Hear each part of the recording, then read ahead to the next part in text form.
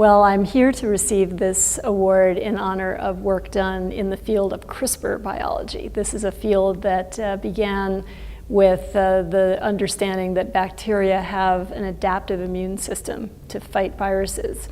And our own research investigated not only how those pathways operate in bacteria, but also how they could be harnessed as a gene editing technology. I think that that work has advanced the field both in terms of the fundamental biology of bacteria and the way they use this kind of system to fight viruses, but also it's now, as a technology, enabling scientists around the world to change the DNA in cells, tissues, organisms in a precise fashion that allows manipulation of the genetic code. That means that we can now determine the functions of genes and how they affect every type of organism. So it's a really exciting time when this technology is opening the doors to knowledge in many fields of biology.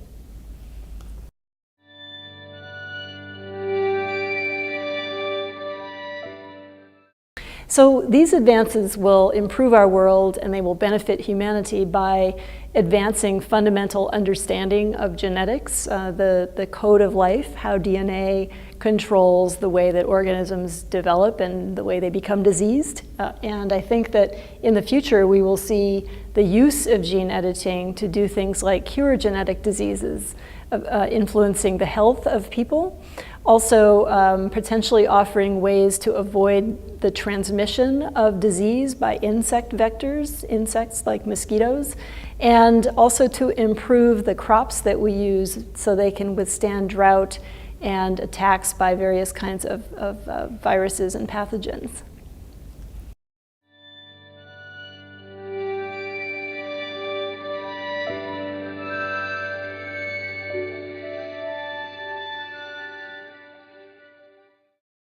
I think there's been a trend over the last 10 to 15 years that I've seen in the US and I think elsewhere to manipulate facts in science, maybe to ignore them, to avoid thinking about inconvenient truths about climate change and other things that are happening in our world. It worries me very much, and I think that one thing that has to happen is I think scientists need to be much more engaged in the conversation about how science is being done and how the results of science are being used. I think one of the things that has happened again in my career is that I've seen scientists retreating from any kind of discussion that could be considered political. And I think that we as scientists need to be much more engaged in the future to explain the importance of our work and to provide a perspective on the scientific method to both inspire future generations, but also to help provide guidance in how modern and current technologies should be used.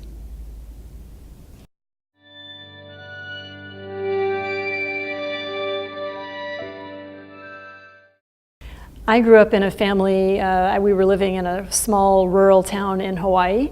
Nobody in my family was a scientist. I loved the natural world and I just loved the idea of being able to figure out why animals and plants grow the way they do.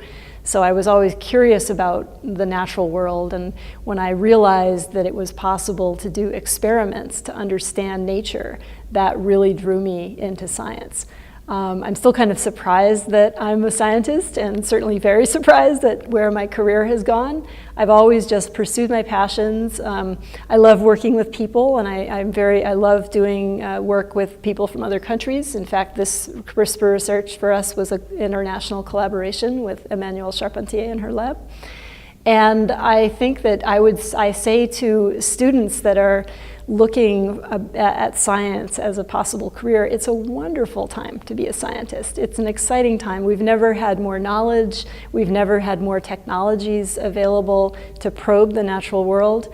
And I think that there are opportunities for people from every walk of life. We need diversity in science. We need a global community of scientists. It's a really exciting time, and I think students should feel encouraged about pursuing this as a career.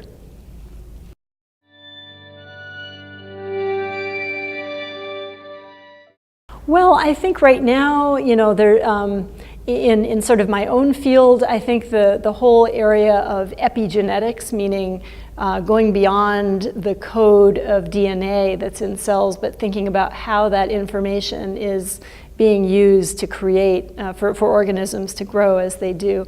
I think that's a frontier that's, you know, very exciting. That's very kind of a focused area. In more broadly speaking, I think that I see a great opportunity right now to bring together the field of information technology, meaning computer science, artificial intelligence, being able to manipulate data and analyze data in ways that have never been possible in the past. Bring that technology together with the kind of thing that we're doing in biology, where we can rewrite DNA, we can synthesize DNA. I think this is an incredibly interesting opportunity to bring together two fields that have traditionally been very far apart, really, and have them working together to give us vastly more information about how biological systems are able to develop the way they do, and to eventually really to allow us to you know, cure diseases and prevent diseases in ways that haven't been possible in the past.